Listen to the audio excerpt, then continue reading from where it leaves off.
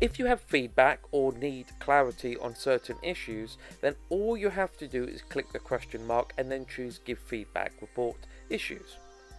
From here you'll have a choice. If you choose General, choose then the category of question, whether it be a suggestion or a question or a problem.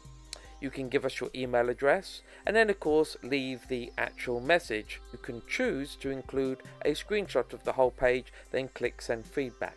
Or you can actually use our interactive tool by choosing Specific. From here you can draw a box over specific areas of the screen and then leave a specific comment tied to that box.